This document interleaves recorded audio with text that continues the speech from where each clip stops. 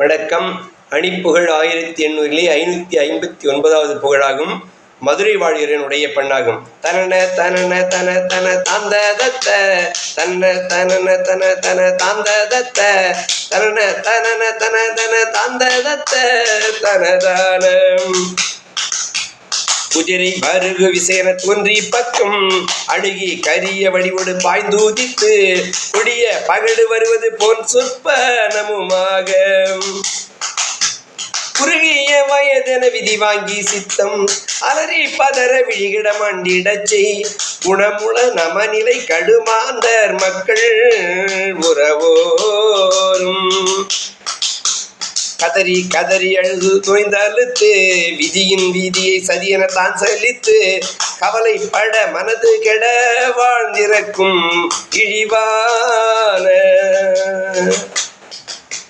கதியின் ஒரு ஜனனமெனையான் சகத்தியும் அனுதினமும் மனிதரோடு மாய்ந்திருக்க கனவு வரும் நிறைபடு சாந்தமுத்தி தர வேணும் கனவு வரும் நிறைவுபடு சாந்தமுத்தி தர வேணும். மதுரை நகரனில் இனிது வாழ்ந்த சக்தி கௌரி பைரவி பகவதி மான் சிவக்கு மனைவி துணைவி உமையாள் அவளாம் சத்தம்பிகையும் பாலா மனைவி துணைவி உமை அவளாம் சத்தம்பிகையும் பாலாம் மௌலி தனில் ஒருவதி நதி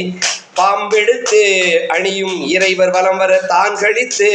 மகிழும் மது பொழுதில் ஒரு தேன் சொல்லிட்ட குருநாதாம் முதலையோடு மடுவதனில் தீங்கதுற்று முறைமை ஈடு முரகரியும் பால் ஜனித்து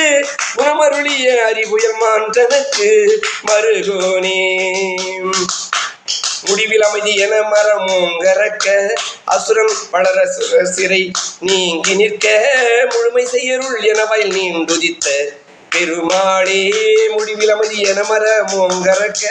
அசுரன் வளர சுரசிறை நீங்கி நிற்க முழுமை செய்யருள் என வயல் நீண்டுதித்த பெருமாளே முருகா முன்பா ஏழைக்கும் அன்புக்கும் ஏந்தூர் அணிவண்ணன் சார்பில் இறங்கி வந்து நன்றருள் தந்திடு கந்தா முருகா குமரா